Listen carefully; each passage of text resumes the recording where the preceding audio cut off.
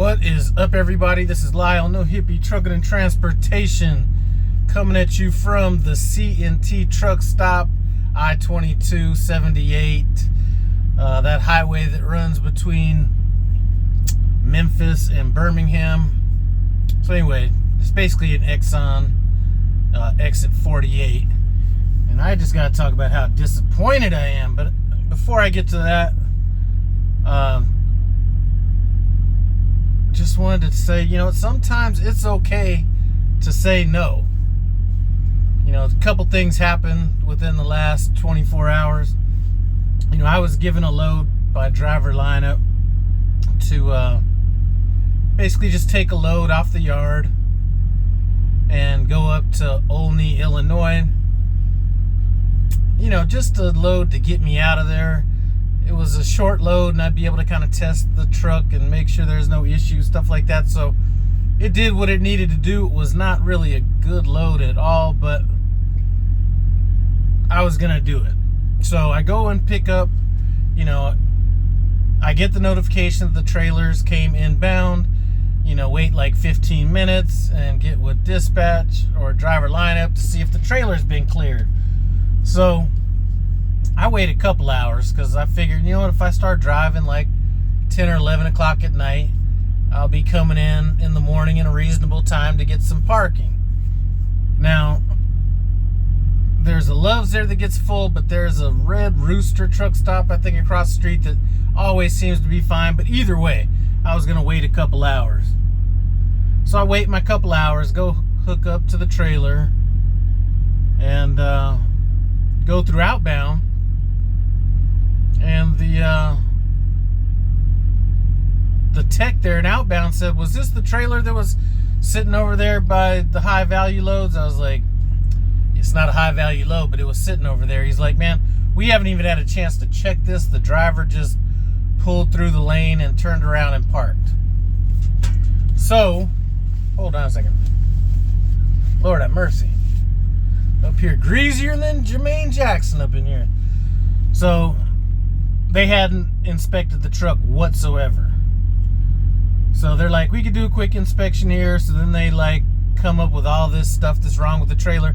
I was like, you know what? I'm just going to drop this trailer. I'm not taking this load because I don't know if it's going to be ready in, 40 minutes or 24 hours, because there was a little bit of room on that load.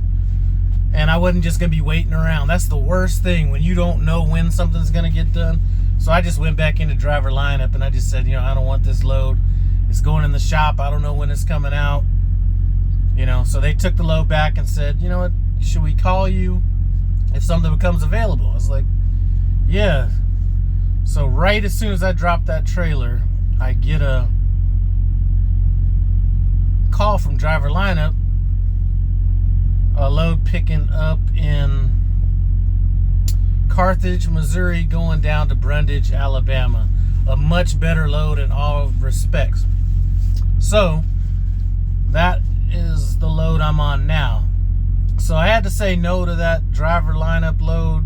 I'm really a little tired of waiting around to see when trailers and stuff are going to be fixed. And I knew that the priority was not going to be too high on that load. So, and I wanted to run it at night, if possible, just in case there were any issues with the truck. So that was me saying no. Whenever Myra asks me about a load, I know it's a load she doesn't want to do. So she sends me a message, screenshot of the load that they're offering her. And she said, "This load's going to Long Island. Do you want me to take it?" I was like, I wouldn't want to take it. If you don't want to take it, just don't take it. And that's one thing that I got to say is I never put any pressure, whether it's money on a load, any of that stuff, on either the people that are driving for me. If they want to take a load, take it. If you don't want to take it, don't take it. If you have questions about it or why you should take it or maybe not take it, I might have something to say on that, but I'm gonna try to stay neutral on that. So she turned that load down and got another load similar going to New York, but not down in Long Island. So think that was a much better load for her. But why am I disappointed? This truck stop right here, let me turn the camera around. Old school mom and pop truck. See what I'm saying right there? I don't know if you can really see it that good. Let me see if I can zoom in. Anyway, old school mom and pop truck stop. When I pulled in here, I just knew I was about to get some of that catfish they got up in, or had up in here. And they got this homemade ranch dressing that was like the bomb. Wrong, that's not gonna happen. And for those of you guys that followed me a long time ago, back when I had my first regular lease Peterbilt, the gray Peterbilt, I was 8 spots or 9 spots down from here when some guy was trying to have sex with me one night, trying to talk me into the shit. I don't remember if my wife was on the phone overhearing this or not, but the thing was, when I had my first Peterbilt, if you turn the key, the lights would like flash, and I guess that was some signal to let people know you were looking for some companionship or something like that. But this guy was about, at first it didn't seem direct, but then after a while it was like, okay, this was not, it was just for pleasure. It wasn't like him trying to sell it or anything. Anyway, that's this place. So I walk in there today, about to get my little catfish. They had homemade tartar sauce too. So catfish, homemade tartar sauce, some fries with some homemade ranch dressing. I walked in there, and the people working behind the counter just did not look the same. Not saying anything racial, anything like that, but first thing I noticed was the people behind the counter were Indian or something along those lines. And then I looked at the food that was there, and it looked like, I ended up getting some tenders just to patronize the place, but it's basically the shit that you buy in a bag, and I don't even know if these were fried or not, but anyway, I just bought a little something. And I didn't even bother to ask about the tartar sauce and all that stuff, because I know that wasn't in there. And they used to have these, I do not eat biscuits really, but they had these biscuits up here, these honey biscuits. It was the shit. So this was such an old school truck stop, and I didn't notice in there. Maybe they're cracking down on that, but the people that live in this area would come up here and eat. And they had these big ass TVs on the wall. Everybody be watching TV, smoking inside the restaurant, and just bullshitting around. And it would be packed in there. So I went in there today. There was some locals in there, not to the same degree. I didn't see any smoking or anything like that going on in there. And the food is just, I got the tenders, and I got some mashed potatoes and gravy, and that shit was straight up. You can make box mashed potatoes taste good, but this shit looked like they didn't even give a fuck about it. It was like straight water and like the mashed potato stuff.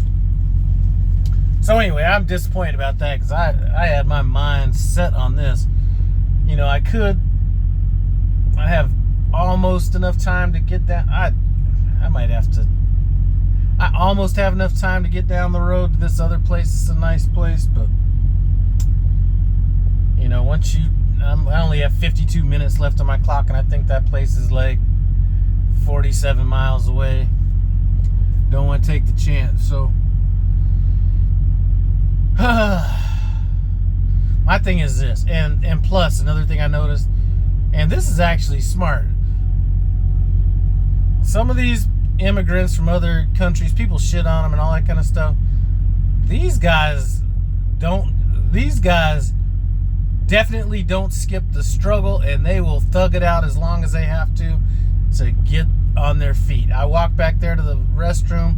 It looked like they had like bedrooms, like their whole house was back up in there. So definitely sacrifice more than average people. My only thing is, and maybe they feel like their clientele wouldn't be down with more of an Indian cuisine, but some of these places that have like really good Indian food, like actually do really well. So So I think that would be much better than the shit. Because all they had before, it was all like catfish, hush puppies, you know, basically southern kind of food.